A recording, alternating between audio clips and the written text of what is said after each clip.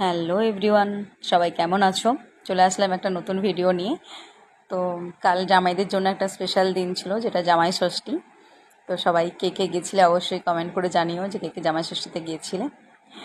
তো আমাদের এই যে জামাই ষষ্ঠী আমার বরকে করছে আমার মা, দেখতেই পাচ্ছ। আমাদের এবারে ষষ্ঠীটা একটু অন্যরকম হয়েছে। আসলে সবাই ষষ্ঠীতে কি হয় না, মেয়ে জামাই তার বাপের বাড়িতে যায়। বাট আমাদের আমাদের এবারে একটু অসুবিধা, কারণ মানে কোনো কিছু একটা অসুবিধা ছিল, সেজন্য আমরা বাপের বাড়িতে যেতে পারি না।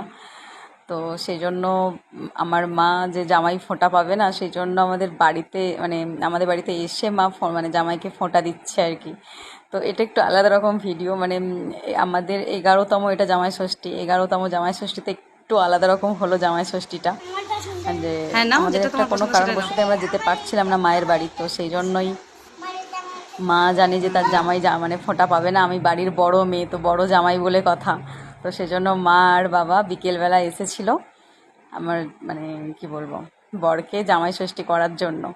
তো সত্যি অনেকটা মানে আলাদা রকম ব্যাপার যে সবাই জামাই ষষ্ঠীতে তার বাপের বাড়িতে যায়। তুমি বললে আপনি বাট ওকে আমার এবারে আর ভাত মায়ের হবে? মানে বাপের বাড়িতে গিয়ে আর ষষ্ঠীটা নেওয়া হলো না, তাই আমার মাই আসলো। মানে ভালো লাগছে একটা ব্যাপার ভেবে যে একটু আলাদা রকম, একটু অন্য রকম। তো প্লিজ সবাই কমেন্ট করে জানিও কেমন লাগলো তোমাদের ভিডিওটা।